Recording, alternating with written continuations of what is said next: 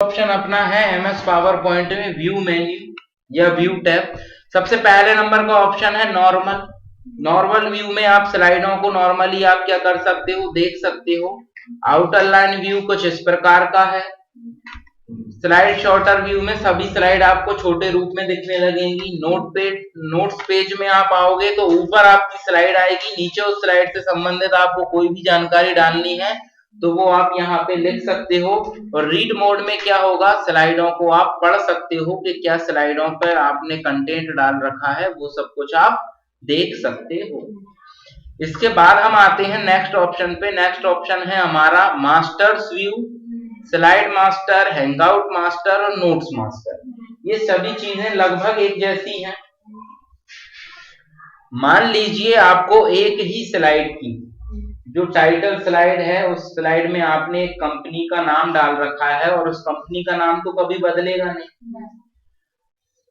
एक ही स्लाइड की आपको बार बार आवश्यकता पड़ रही है तो या तो एक जगह उस स्लाइड को बना के रखो, कॉपी पेस्ट करो, या फिर क्या करो, आप उस स्लाइड को परमानेंटली क्या करके रख दो, सेव करके रख दो।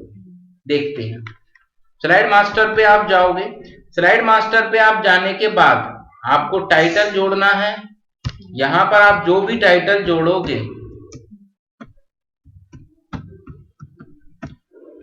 ठीक है, जोड़ दिया। आपको थीम में बदलाव करना है, आप थीम में अभी भी बदलाव कर सकते हो। ठीक है, फिर से यहाँ पे अपन को जो भी कंटेंट डालना है वो कंटेंट को क्या करना पड़ेगा, लिखना पड़ेगा। लिखा। कलर चेंज करना है, आप यहाँ से कलर चेंज कर सकते हो। फॉन्ट बदलना है, फॉन्ट बदल सकते हो। यहाँ से आपके इफेक्ट बदलने हैं तो आप यहाँ से इफेक्ट भी बदल सकते हो। ठीक है, ग्राफिक्स बदलना है तो ग्राफिक्स बदल सकते हो। नहीं बदलना, बैकग्राउंड का ग्राफिक्स छिपाना है तो आप बैकग्राउंड का ग्राफिक्स छिपा भी सकते हो। क्लोज करते हैं, किया।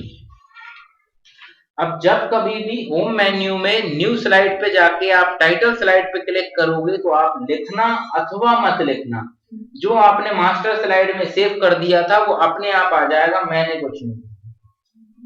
आप देख सकते हो यही चीज हमने मास्टर स्लाइड में सेव की थी और यही चीज यहाँ पे क्या होने लगी, अपने आप शो होने लगी।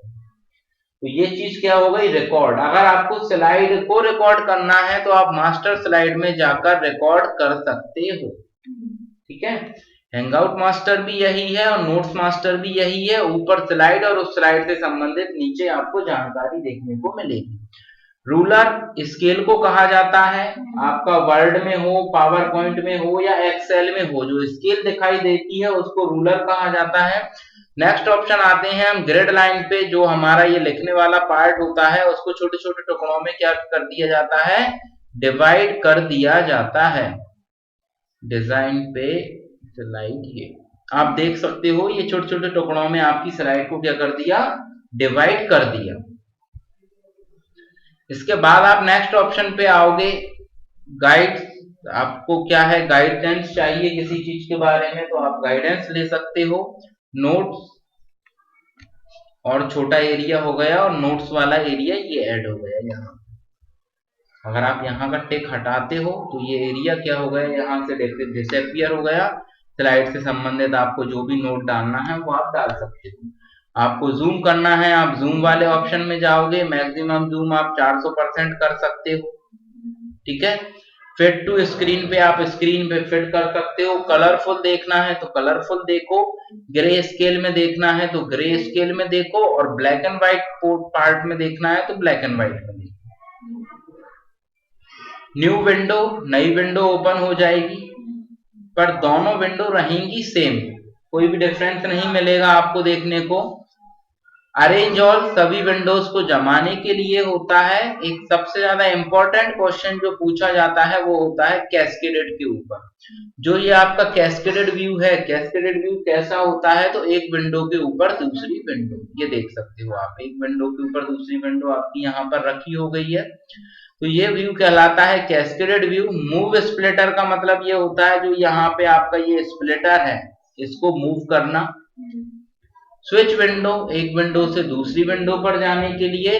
और एट लास्ट जिस चीज पे आप आओगे, लास्ट है आपका मैक्रोस। और मैक्रोस का मतलब ये होता है हम कीबोर्ड से जो कुछ भी टाइप कर रहे हैं उस कंटेंट को रिकॉर्ड करने के लिए।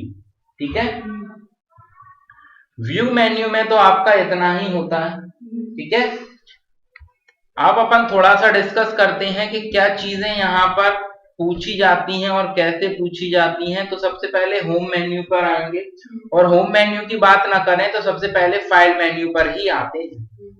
कई बार क्या होता है, ऐसा लिख के दे दिया जाता है पेपर में, MS पावर पॉइंट 2016 में प्रिंट ऑप्शन कहाँ प्रदर्शित होता है, तो फाइल मेन्यू। ठीक है, इसके बाद हम आएंगे, और भी ये ऑप्शन सभी इंपॉर्टेंट है, new, open, save as, print, shortcut important है। ठीक है, न्यू प्रेजेंटेशन लाना है तो शॉर्टकट होता है कंट्रोल बटन के साथ में एम, लेकिन न्यू स्लाइड चाहिए तो कंट्रोल एम होता है। कंट्रोल एम से न्यू स्लाइड के लिए कंट्रोल एम, न्यू स्लाइड के लिए एन फॉर नागालैंड, और फिर एम फॉर मंकी। अरे फ्रेम न्यू स्लाइड, तो वही तो बोल समझ नहीं आया। न्यू स्लाइड ऐड करना है प्रेजेंटेशन में तो कंट्रोल एम, न्यू प्रेजेंटेशन लेना है पूरा तो कंट्रोल एम। ठीक है, कंट्रोल ओ पुराने प्रेजेंटेशन को ओपन करने के लिए, कंट्रोल एस प्रेजेंटेशन को सेव करने के लिए, कंट्रोल पी प्रिंट। ठीक है, और प्रिंट का एक और शॉर्टकट होता है control plus shift plus F12। Control button के साथ में शिफ्ट प्लस F12 भी आप दबाओगे तो क्या होता है, आपका प्रिंट मेन्यू या प्रिंट विंडो आपकी ओपन होती है। हो गई प्रिंट विंडो आपकी ओपन। इसके बाद आते हैं होम पे। कई बार क्या होता है, आपसे ये पूछ लिया जाता है फॉर्मेट पेंटर होम मेन्यू में किस ऑप्शन के अंतर्गत आता है, क्लिपबोर्ड।